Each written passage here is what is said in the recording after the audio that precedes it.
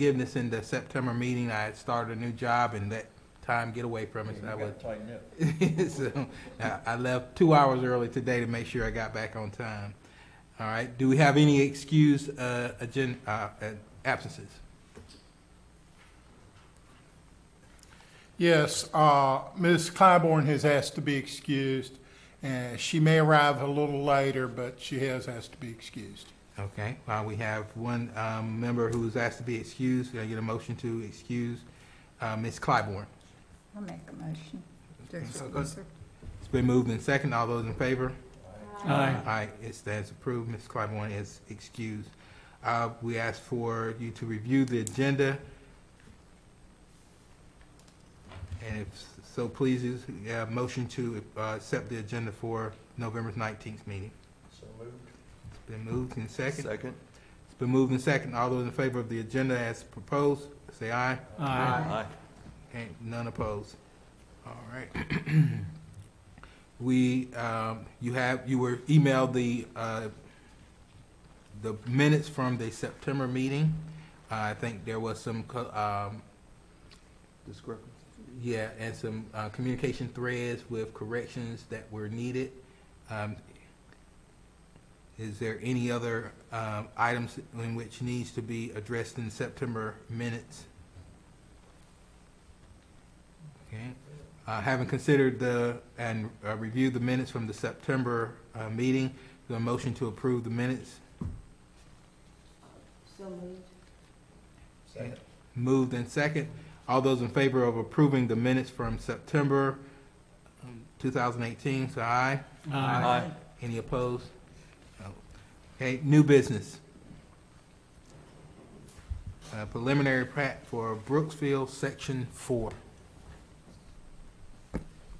Thank you, Mr. Chairman, members of the board. Good to see everybody tonight. So our one action item tonight is for preliminary plat of Brookfield Section 4. So just some site data for you. So this is at the intersection of Laurie Ellis Road and Old Tar Road. The current zoning is a R10 conditional use. So the conditional use on that is just a minimum of 1,525 square feet, and they must have a combination of brick and vinyl fronts. So it's a 23-acre site with proposed 57 lots. So you can see, here's our site right here. So that's the intersection of Old Tar, Laurie Ellis. Just a site, our aerial photo of it. So here's the existing Brookfield. So it's actually a little bit better now with more houses built back here. So there's an overlay of the proposal. You're going to see there's some interconnectivity there. Exits out here. It's just a little bit better on the site plan. It's actually better to see it on that one. But no major concerns on this one. We had some back and forth with the developer on some sidewalks and some berms. We got all that straight. It is shown on the map. I'd be happy to take any questions you guys have. Staff does recommend approval. Right. Yes, sir. This conforms with the first phase, though. Everything is the same, correct? Yes, sir. And it's still under the same conditional use zoning, so it'll still be that 1,525 minimum square feet. Houses will have to have that combination of brick and vinyl fronts. So. The lot size were the same. Yeah, lot size is the same. It'll be the same as the R10, so minimum of 10,000 square foot. Mr. Chairman, I need to recuse myself from this. I also can answer any questions if there are some from the developer. Okay. Are there any other questions, comments, or concerns regarding the item before us, the preliminary plat for Brookfield, Section 4? Okay, we have one member who has, Ms. Dawn, has asked to be recused due to conflict. With that in mind, can I get a motion from the remaining board members to approve the preliminary plat as presented? I so move. I'm sorry, I got one more question. Oh. Sorry. I'm sorry to, Brian? Yes, sir. There's a berm along Laurie Ellis? Yes. Okay, thank you, because we want to make sure that we have. Yes. Yep. Thank you. That and sidewalks. Yes, sir. Which you mentioned you were going back and forth with the developer. Yes, sir. On Yes, this. sir. All right. All right, so again, any questions? Okay, for the board, a motion to approve the preliminary plat for Brookfield Section 4. I so move. It's been moved Second. and second. All those in favor, aye. Aye. Any opposed? Stands approved. Staff report. So we've been busy this month, guys. One of the big things we've been working on, as you well know, is our future land use, our comprehensive land use plan. I did send out an email requesting some members to our steering committee. I know a couple of you don't get emails, so I'll briefly go over it right now. So basically what we're going to do is have a steering committee that's going to be pretty much the guiding force for us. It's going to be one that we desire to be very vocal, very active in this planning process. So we want people on that steering committee that are going to be able to sit in a meeting, kind of digest what's being told, and then, you know, give opinions on what the town, first off, the town's history, where the town's been, and then where we think the town's going. So, and then we're just going to provide input on that whole process. And then at the end, take all that information through about 5, maybe 6 meetings, but we're looking at 5 right now. But that steering committee is going to be the main composition of our whole planning process, just to get a good product at the end. So I know we've got a couple commitments from this board already. Don Pletty and Doug Killian have already committed to being on it.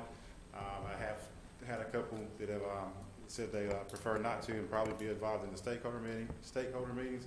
So the ones who haven't committed yet, who haven't told me they don't want to be a part of it, just think over it. If you guys want to give me an answer tonight, that's fine. If not, just please give me an answer as soon as possible. So just to let you know, we do have representation from this board. I'm going to be reporting to you every month on what's going on, getting feedback from you guys if need be. And like I said, there's also going to be an opportunity to be involved in the stakeholders and the public meetings. I had a question. What are the times that the meetings would likely take place? So we're looking at 5:30 or 6 o'clock, hour and a half, 2 hours at the most. Okay. Probably going to be an hour and a half meetings, not too terribly long, but long enough to get the consultant's information to us, and then they'll do some like exercise and mapping exercises where it may take, but an hour and a half is a good estimate.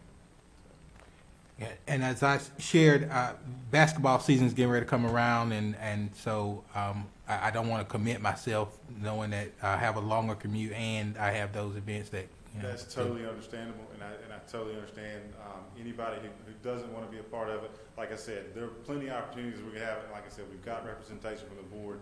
So if you don't feel like you can handle the commitment, I'd rather you not commit if you can't commit to the time. So. But other than that, so it's business as usual. We're kind of in a low right now as far as development goes, or as far as housing goes.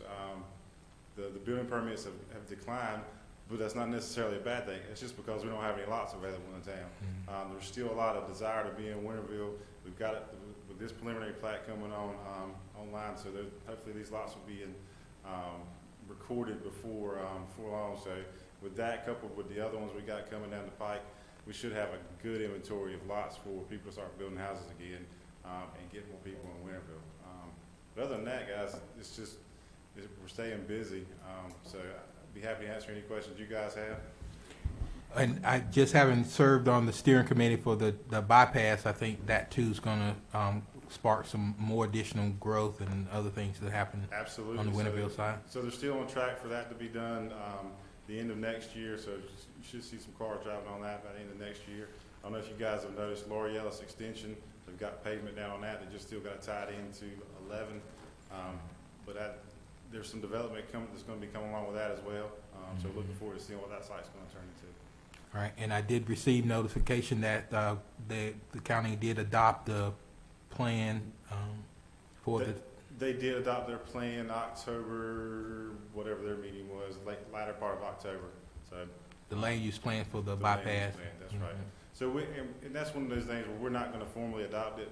We'll recognize it in our planning process, but as far as formally adopting it, that's not something that we're willing to do. Just because I think it's going to fit in with what we do, but it's just we want to recognize it in our plan, and then have our own plan. So. Brian, Sir. can you update us on the subdivision on Worthington Road? I can't remember the name, but Bill Clark subdivision? Eli's Ridge. So they, right now, they've got preliminary approval, of course, so we're still waiting on construction plans to come in. I've had conversations back and forth with the engineer, the project manager for that. They were working on, first of all, getting the tenant off. They've got that mobile home up front. The gentleman that lives there was running into some housing situations, so they're trying to get him relocated before they do it. But Bill Clark, as y'all probably know, is a pretty busy home building organization, so they're tied up getting other plans going. So it's just one of those things where this one's in line. So hopefully we'll have construction plans within the next couple of months. But I couldn't give you more than that.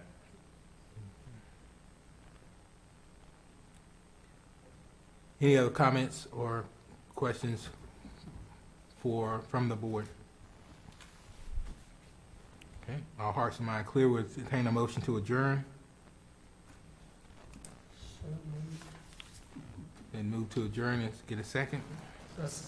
Okay, been moved in second. All those in favor, aye. Aye. And opposed, you're welcome to stay.